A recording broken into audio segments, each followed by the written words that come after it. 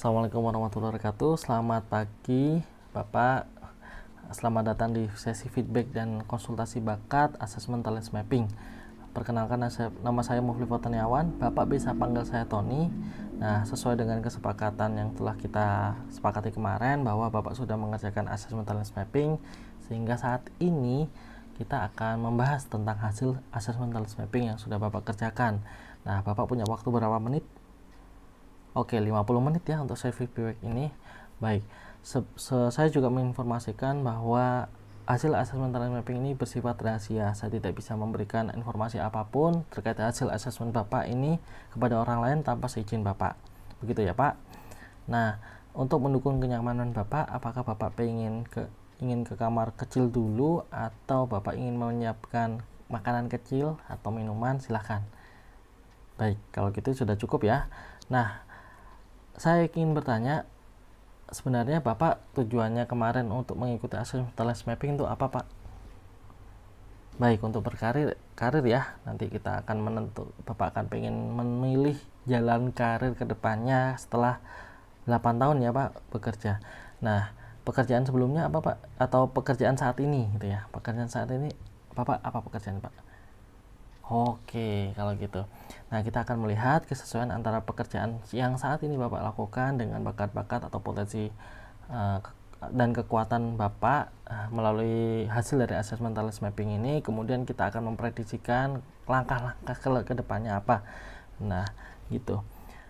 Oke, Bapak sebelumnya pernah mengenal tentang talent mapping, bakat, minat, dan kekuatan? Belum ya? Baik. Oleh karena itu, izinkan hari ini, pagi ini saya akan mengawali untuk memperkenalkan talent mapping terlebih dahulu. Nah, talent mapping ini adalah sebuah perangkat selayaknya sebuah cermin. Nah, karena sebuah cermin maka kita bisa melihat diri kita gitu. Nah, sebenarnya manusia itu diciptakan dengan bakat, dengan potensi, dengan kekuatan, dengan keunggulan yang diberikan oleh Tuhan sehingga kita dapat beraktivitas yang produktif. Nah, untuk mempermudah kita bercermin melihat bakat kita, potensi kita, keunggulan kita, maka ditemukanlah asesmen talent mapping ini oleh Abah Rama Royani. Nah, asesmen talent mapping ini gunanya untuk membantu kita menemukan keunggulan diri, potensi, dan kekuatan kita sehingga mungkin selama ini kita tidak bisa melihatnya karena kita tidak pernah bercermin ya. Kemudian nanti ketika kita mengetahui hasilnya, kita akan merasa lebih percaya diri terhadap diri kita sendiri dan benar-benar menggunakan kekuatan kita untuk melakukan aktivitas-aktivitas yang produktif.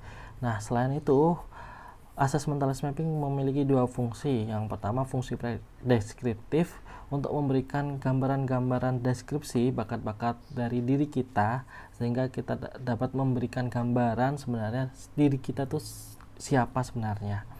Kemudian talent mapping itu juga memiliki fungsi prediktif untuk memberikan gambaran-gambaran prediksi kekuatan seseorang yang berasal dari optimalisasi bakat-bakat yang nantinya akan diketahui dari hasil asesmen talent mapping ini.